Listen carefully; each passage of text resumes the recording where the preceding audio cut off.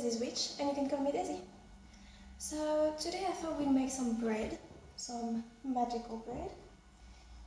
Let's get started.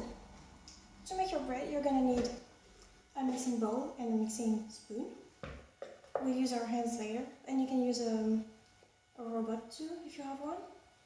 You're gonna need 30 centiliters of water. This is filtered water that I just put in this bottle because it's the right amount and I don't have a measuring cup. You're gonna need table salt, just a pinch, not much. You're gonna need baking yeast. This one is specifically for bread. We're gonna need flour, obviously. So yeah, that's the basis. That's just what you need for bread. So let's get started. Yeah. You're gonna need this too to weight your ingredients. So we're gonna take 400 grams of wheat, just plain all-purpose one.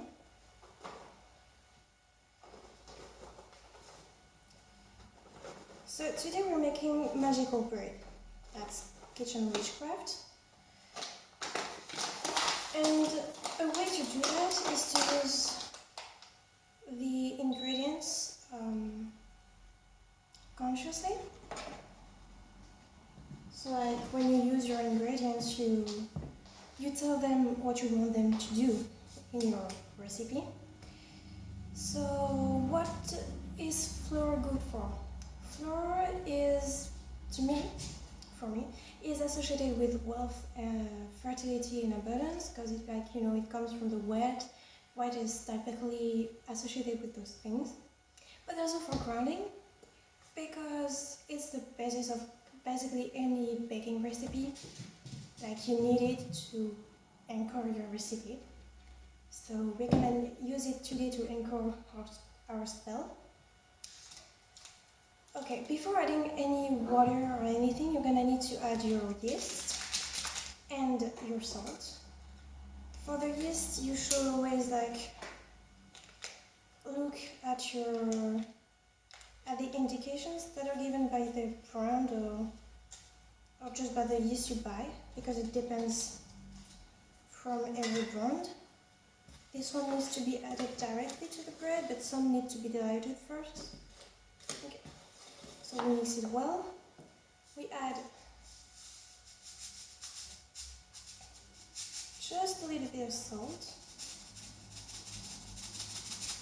Salt is good for absolutely anything. It's protective and cleansing. And basically it will protect and cleanse from anything. It's like all-purpose protection and cleanse, I guess. So yeah, we're gonna use here for protection. We're gonna protect against negativities within ourselves. So it's gonna be like anti-anxiety bread, I guess. That's what I'm going for today. So we're gonna make a little hole in the middle of the floor, like that. Don't know if you saw that. Make sure you cleaned your working space first, and your hands, obviously, and anything you're gonna use. So we're gonna add the water little by little until we get a dough that is homogenous and stretchy. Do you know if that makes sense? But it will when I'll show you how it's supposed to look like. How do you go about kitchen witchcraft? It's not really hard. Like, it's the same as with any part of the craft. You just put your intention in. As with everything, intention is key, and really it's the basis of your spellcraft or of everything you do. Like, you can't cleanse without having the intention to cleanse, and it's the same with everything. You can't make magic without having the intention to. Or you can unconsciously, but it's not going to be the same. Okay. So it's starting to make sort of clumps, and it's what we want. There's really no wrong way to make bread. It's really simple. You're probably gonna fail the first few times you do it because, you know, it takes some time to get around it. But it's fine. You know, it's a learning process and it's an easy one. The hardest part of making bread is figuring out the levels of wet and water that you need, and not wet flour, because if your dough is too wet, you're not gonna be able to bake it properly, or even to mold it really. But if it's too dry, you're not gonna be able to actually incorporate all the ingredients together. Okay, so we're starting to get this kind of shape of texture. So now I'm gonna finish it by hand. And the way I go about it is that when I finish it, when I knead it like that, that's when I actually use my intention. So like, when I knead, I think about what I want my bread to do, and I visualize the bread making it. I don't know if that makes sense, but like, you know, you are your own energy and you just need your body to direct it. So what I do is I direct my energy in my hand and my intention with it. And like, as I knead and fold it, I incorporate it. So, I didn't use all the water, as you can see. But my bread looks like that and is sticky. So what I'm gonna do is I'm gonna add some flour to the level of the wet and the dry. And I'm gonna go about it little by little, because really a little bit goes a long way.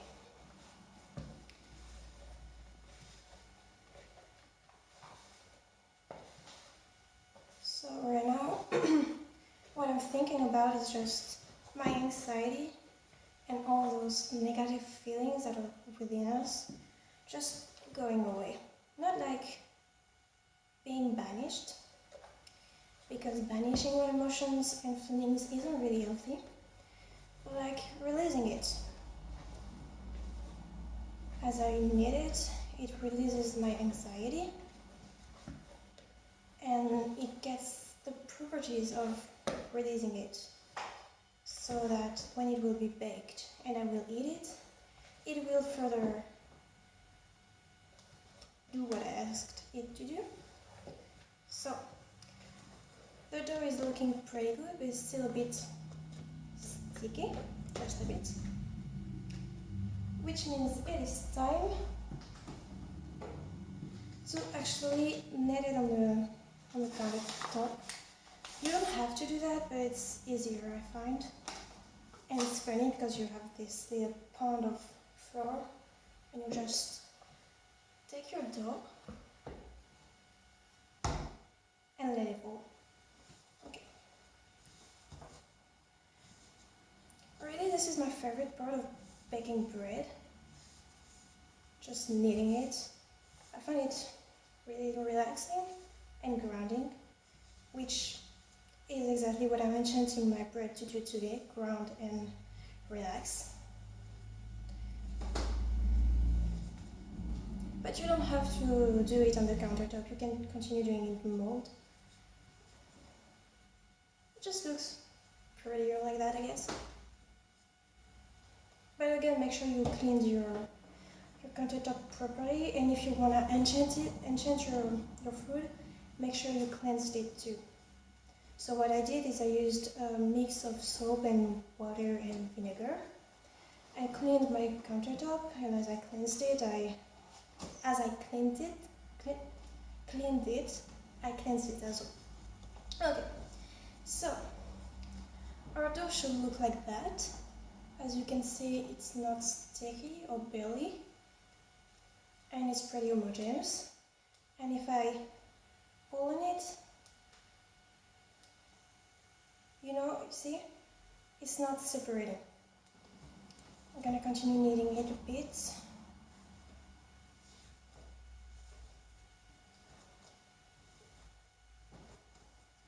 Okay, so you can leave your bread like that, just a simple white bread, or you can add additives.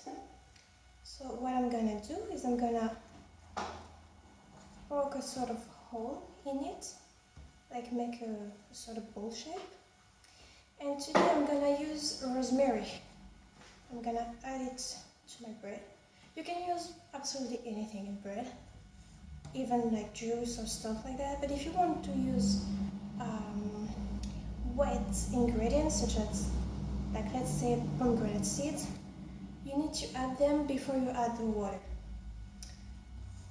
And let's say you want to use lemon juice, so you're gonna count the water with the lemon juice.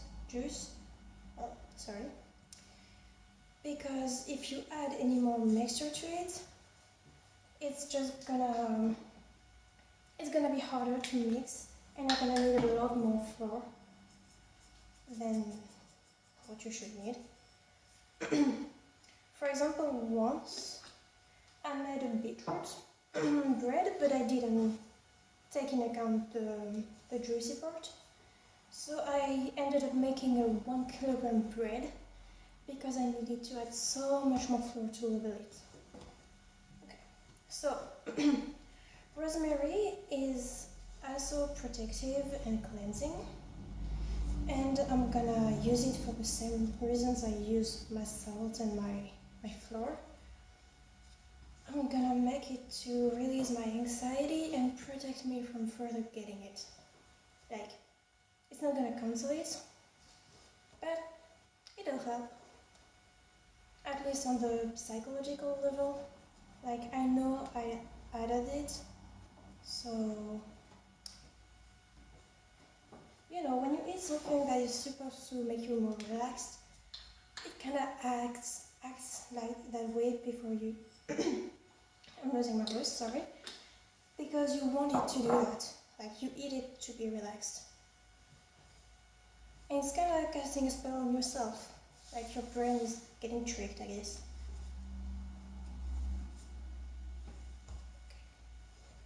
So you just want to incorporate it properly and thoroughly. Make sure it's homogeneous, because you don't want a big chunk of ingredients in the middle and not everywhere else. Unless that's what you're going for, obviously. You can do whatever you want, especially with bread. You can also add colorants to bread. I made a galaxy one once, just with food coloring. Okay, so my bread is looking like that. I'm gonna add flour to the bowl.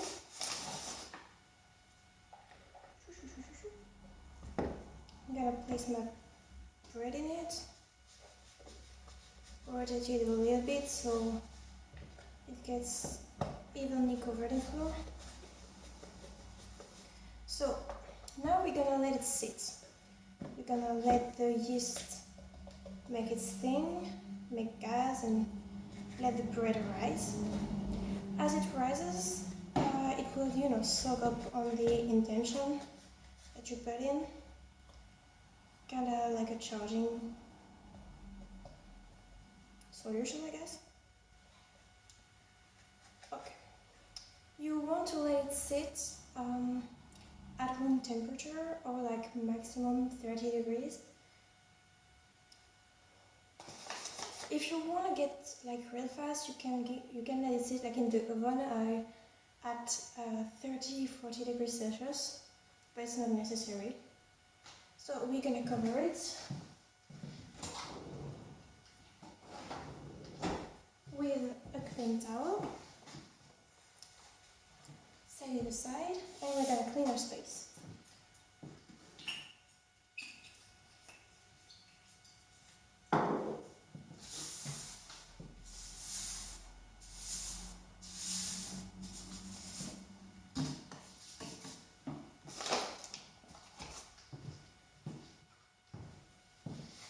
Now, how long do you want to let it sit? That's up to you, really. But you want to let it sit for at least half an hour, because that's what is required for the yeast to do its thing.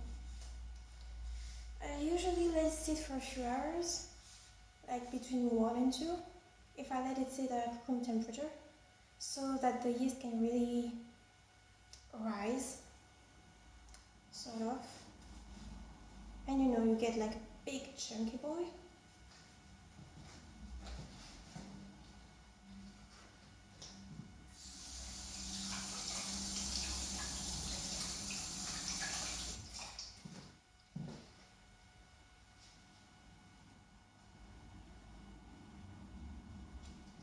Alright, so now you can enjoy your tea, enjoy your time, and patiently wait.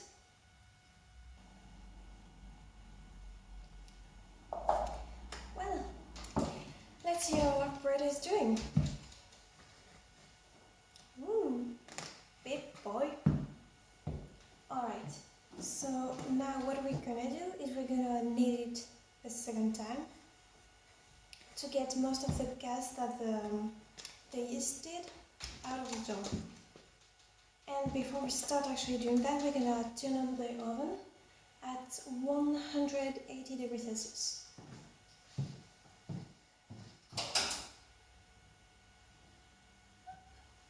Okay. Let's get started. Or let's continue what we started, rather. Just slowly take the dough out. It will stick, but it's okay. We take the flour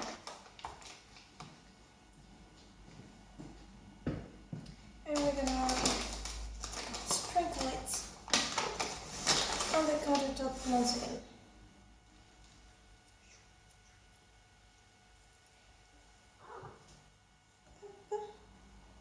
And now we knead it again. Now here you can just simply knead it, or you can further implement your intention inside, like we did previously. This step doesn't have to be as long as the first one, because the dough is already made, it's already homogeneous. You just want to knead it enough for the gas to be out, basically. And voila! So once you've got that, you're gonna take a mold, or not, depending on what you want your bread to look like. I'd advise, if you want to just let it bake like that and rise and bake as a big ball of bread, to just take out one of the oven plates and place your dough on baking paper. Yeah. So you sprinkle flour in your mold. You try to shape a little bit your dough to your mold's shape, basically. And what we're gonna do is we're gonna rotate it slightly like that, so it takes, I don't know if you can see, so it takes the mold shape, but it also gets covered in flour, because the flour is gonna help it to not stick to the mold. Okay. Now, depending on what you want to do, really, you can either just leave it like that, or you can chant or whatever, however you want to further implement your intention. What I like to do is to draw a sigil or carve a sigil in the dough, so it bakes with it, and like, you know, kind of a sealing to seal the intention, if that makes sense. So let's try that. I'm gonna use a knife, a sigil that I made for this very purpose, to release my anxiety, and I'm gonna carve it.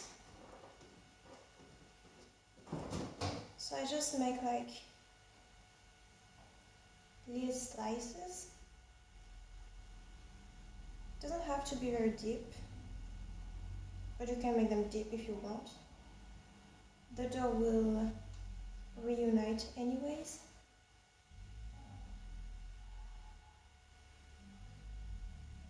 And once again, your intention is key.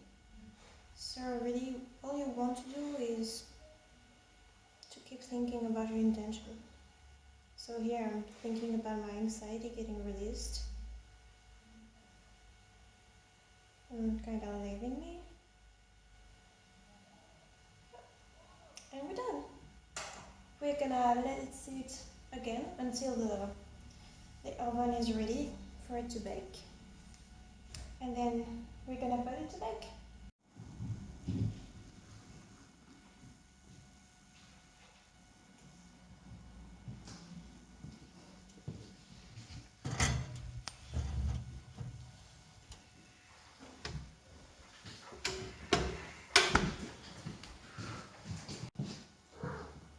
Okay, so it's been 40 minutes approximately. Bread is baked, and we're gonna verify it by taking it out of the mold carefully, because it's hot, and tapping it. It's baked.